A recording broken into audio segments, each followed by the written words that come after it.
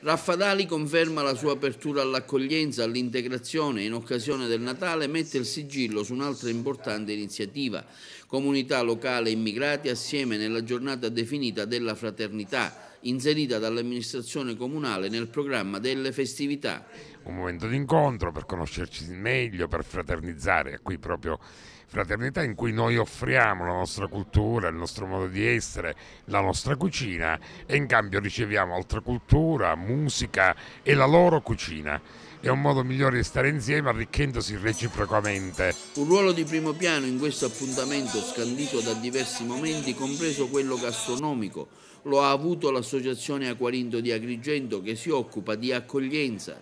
Noi cerchiamo, soprattutto in momenti come questo, di coinvolgere la cittadinanza, di stare insieme, di trascorrere, di condividere con i fratelli migranti quelle che sono delle ore di riflessione, di spensieratezza, di gioco, ma anche soprattutto un periodo utile per maturare quanto grandi siano le difficoltà che queste persone hanno per andare via dalla loro terra. E la giornata della fraternità di Raffadali si è arricchita di ulteriore significato tenuto conto del video shock girato nei giorni scorsi nel centro di Lampedusa e poi trasmesso dal TG2.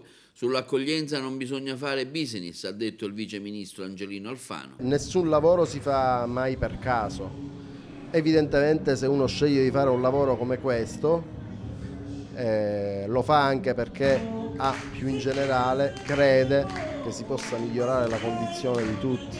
Quindi penso che ci sia anche una componente emotiva ed una predisposizione evidentemente. E anche la chiesa di Raffadali ieri sera ha dato il suo contributo, è stata protagonista dell'iniziativa di solidarietà. Vorremmo che anche questa terra di Raffadali in qualche modo si rendesse attiva e responsabile nell'accoglienza di questi fratelli, come nel dare risposte adeguate a tutti quelli che sono i drammi dell'uomo di oggi.